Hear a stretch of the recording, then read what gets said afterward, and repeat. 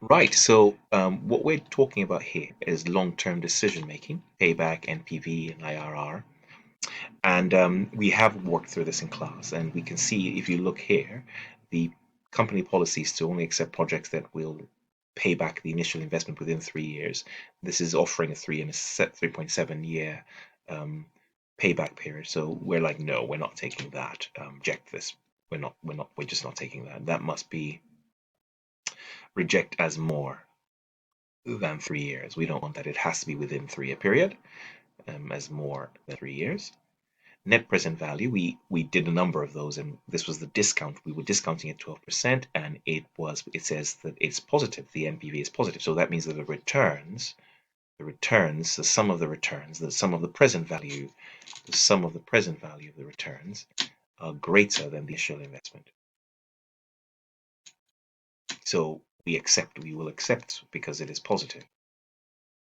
Where is it? Accept as positive. Accept as positive. The internal rate of return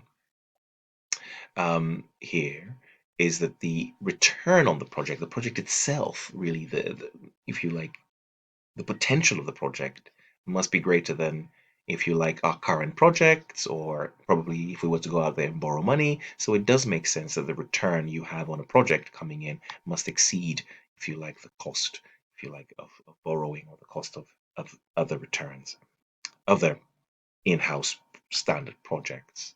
And so must exceed cost of capital. And I said this in class, that the extent of the testing of internal rate of return is really to do with understanding, as opposed to actually calculating it, but we will see. And so we can see here that this does exceed, um, it is greater than the cost of capital. So this is a good question, except as it is greater than the cost of capital. So overall, I think this is something to accept as per the most important investment criterion. It is because accept overall, because fundamentally, um, payback is one of the weaker options here. One of the weaker options, because it is um, primarily to do with primarily to do with it doesn't take time into consideration, the time value of money. So these are the stronger ones to accept. Cool, great stuff. So those are your answers for that.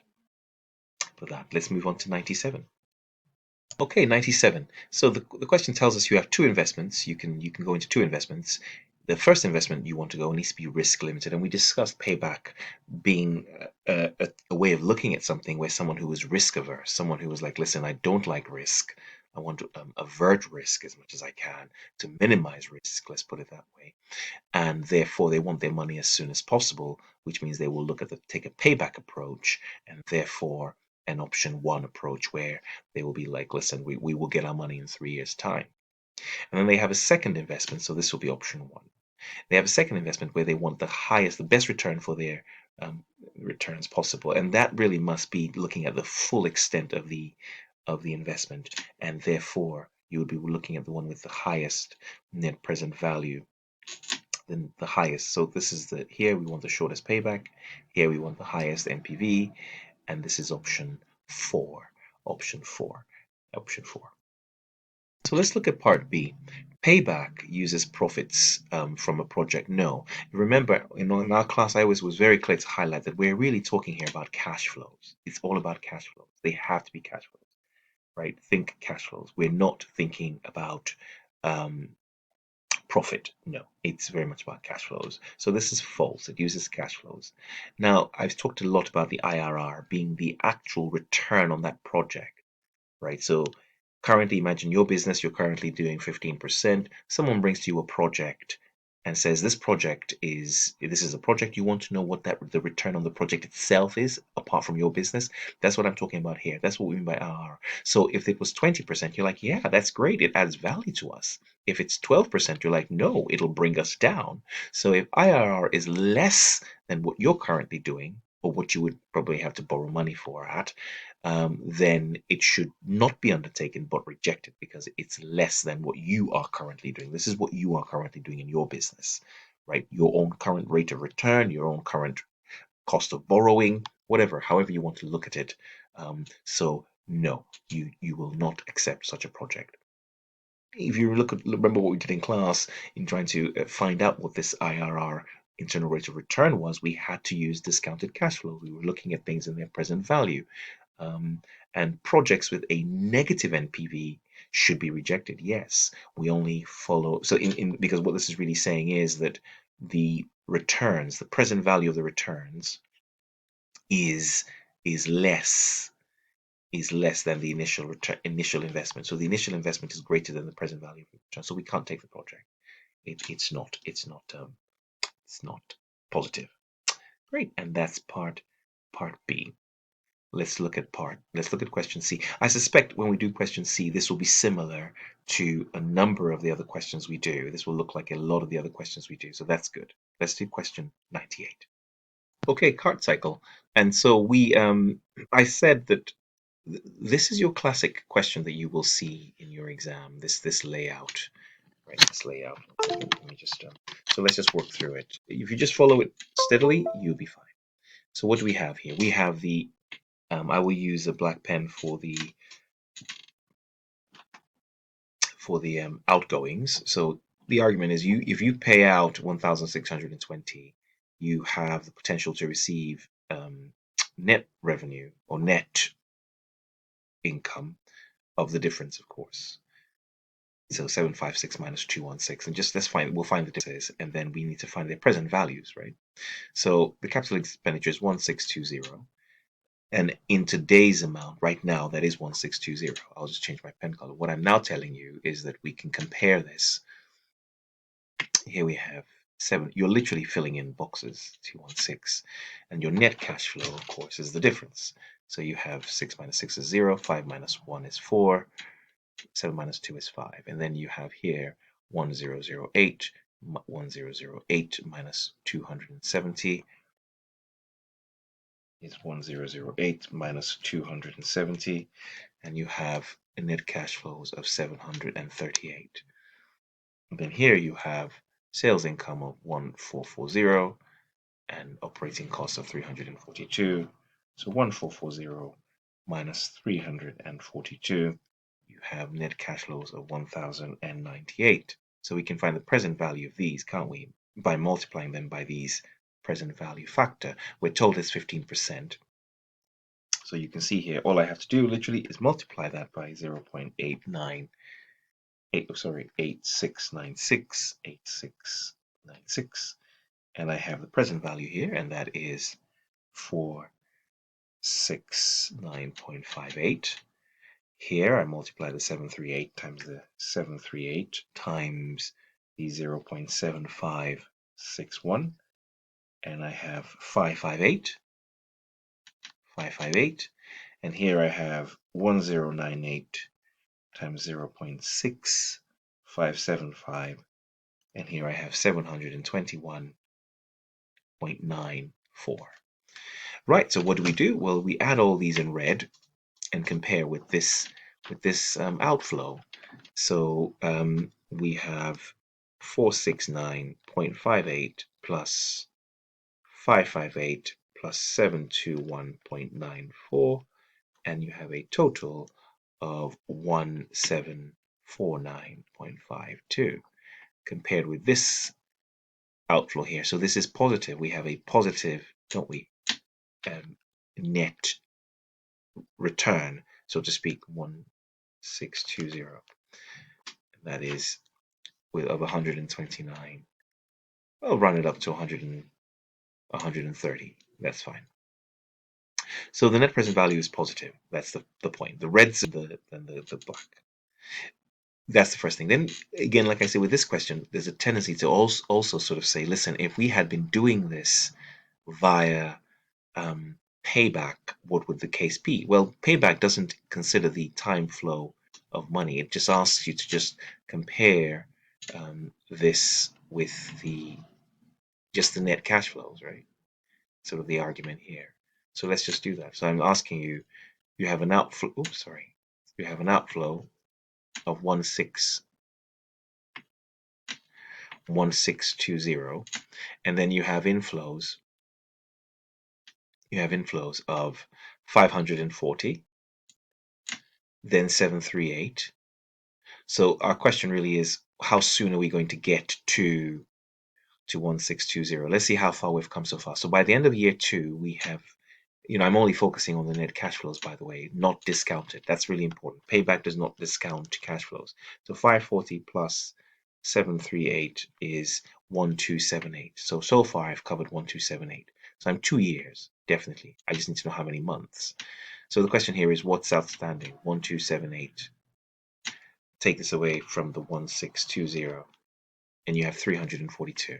So in year 3, you made 1098. So in year 3, you made 1098, but I only need 342 to break even. So I'm sure you'll agree that it must be 342 over 1098 times 12, because it wants it in months.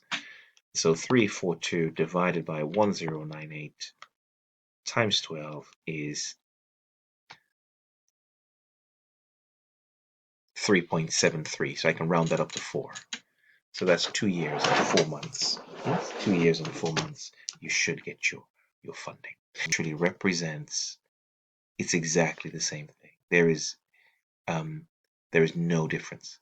It's exactly the same thing. So you have the information, you repeat that, and you literally do the same thing here as well. So please do, yeah, that's good. So I think this is one of the ones that I could skip one at least. So this is repeat. I will do, yeah, no, then I will do question 100, because literally question 99 looks exactly like before. Fine, just plug in all the figures, just plug them in, and just follow the video, and literally you'll be fine. It's exactly the same thing. So let's look at question 100. Let's look at question 100. Right, question 100. So what we have here, let's just pull that through, and we have, again, you're doing this, so you will see you're literally, I'm just going to change the colors this time. So we have here 500, and here we have, of course, 280, we have 100, oops, sorry, we have 100, and here, of course, we have 100. Oops, I'll change my pen color, I meant to do that. Let's just do that here, pen color change. Let's use purple. So here we have 280, and then we have 100, and so here we have 180. Here we have 330, we have 120, and here we have 0, 1, 210. Here we have 370, we have 140, and here we have 230. So let's multiply these together. So we have 180 times 0.909. And we have here 163.62. Here we have 210 times 0.826. And here we have 173.46. And here we have 230 times 0.751. And here we have 172.73. Okay, great stuff. So let's add all the purples together, if that makes any sense, and see what we have. 172 plus 173.46 plus 163.62, and that's 509.81. So this is just greater than this by 9.81. So it is positive. I get a positive figure, by the way. I get a positive figure. And we are told that currently you are using at a 10% cost of capital. So if we discount this at 10%, we're getting net present values that are that is at 9.81. If you like this at 9.81. That's the sort of the first point here. With regards to IRR, there are a number of points here. The fact that this project has a positive net present value, it means that the actual return on this individual project, almost irrelevant of whatever factors we're using, is greater than the discount rate of 10%. right? It means that the return, the reason it's positive, it means is that it, as a project, it's higher than the current benchmark we're setting. So we know it is greater than 10%. And that's what they tend to do for you. So we know they'll only give you one that's just about, if you like, this obviously greater. So we know that the fact that it's positive means that it's currently greater than the current discount rate being used. I think is one way of thinking about it. Another way of thinking about it, again, here is this. If I use any discount rates at 11% or 12%, right, as I keep increasing these discount rates, because you see at IRR, NPV is 0. So if I have this at 500, the question here is, for this to be 0, for us to get a 0 net present value, it means that these figures in here in purple have to fall. They have to be less. And for them to be less, these figures as well now will have to change and they have to be less. And as you increase in interest rate, these figures start to fall.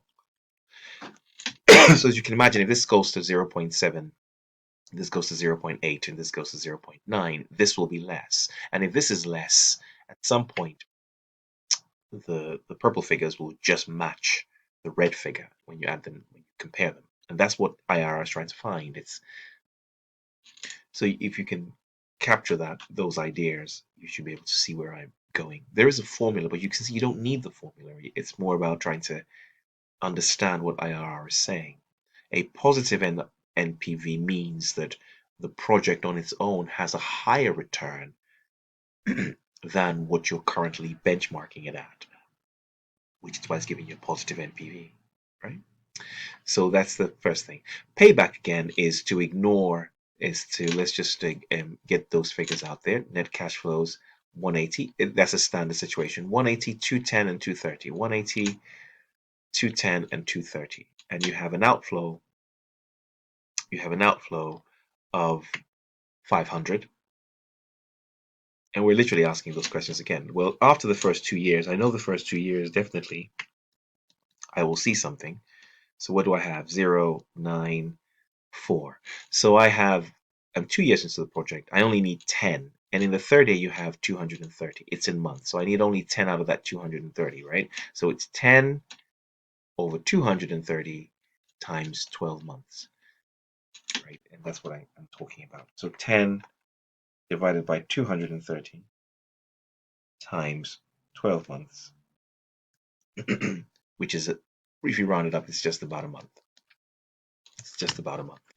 And that's that. Again, just from an exam point of view, in terms of understanding, if this is something that we keep working on, please put it in that kind of realm of stretch and challenge. It's something, if you're not totally comfortable with, we can keep working on it. But don't panic. It's not a big mark, by the way. So we will get it, but just take your time and we will get there with that. And that's question 101. That's question 100. Let's see, question 101. Oh, good. Yes, let's look at question 101 next. Right, so I'm going to do question 101. Now, 101 and 102 are similar. We talked about this in class where we look at net present cost. Yes, net present cost. We address net present cost. Okay, so what we're trying to do is to make a decision based in real time, considering that, well, when I say in real time, at current time, um, assuming as though we had to make that decision now. So we're trying to say, what is the cost of this thing now? That's what we're trying to sort of argue. And we can compare the cost of two separate machines now. So this first machine, pay this out now, 1,085, and these are the operating costs over the next 3 years. You can almost think about it like buying a cheaper car, and then these are the costs of maintenance, or buying a more expensive car with lesser cost of maintenance, and then having to make a decision. So we just want to see, let's see if we can get all the costs to look like in the now. So I'm going to use the same pen color because it's really the same thing. So 1085, 1085, that's the capital expenditure. The net cash flow is 1085 and the discounted is 1085. So here you have, let's look at the first machine. This is 200, 200. Oh, they're all This is all 200, right? 200, 200. Okay, good. Let's do that. 200, 200, 200. Let's find their present values. So multiply the 200s by the times 0.8696, and you have 173.92. Do the same thing again. 200 times 0.7561, and you have 151.22. And then finally you have 200 times 0.6575, and you have 131.5. So I'm going to add all these together because it's, again, like I say, it's all about costs. Yes, 1085 plus 173.92 plus 151.22 plus 131.5, and you have you have a total cost of 1541.64. Well, let's see what's happening with the second. Let's see what's happening with the second machine. Yes, so you're starting off with a capital expenditure, the second machine of 1,200, 1,200, net cash flow 1,200, discounted 1,200. Then you have these 150, 160, 170, 150, 150, 160, 170, 150, 160, 170. So 150, of course, 150 times 0.8696. Here we have 130.44. Then we have here 160 times 0.7561. This is 120.97. And then here we have 170 times 0.6575. Here we have 778. Let's just call it that. So let's add all this together. So we have 1,200 plus 130.44 plus 120 plus 97 plus 111.78. And here we have 1563.19. So this costs more. Machine B costs, so invest in the cheaper one, in machine A, according to this analysis, machine A, because we want to invest in the more in the cheaper. As far as finance is concerned, that's the argument. This is literally a repeat. So you can now literally take this information and apply that to 102. Yes, literally a repeat of that. Yeah, so let's look at 103 and 104 and see what's happening here.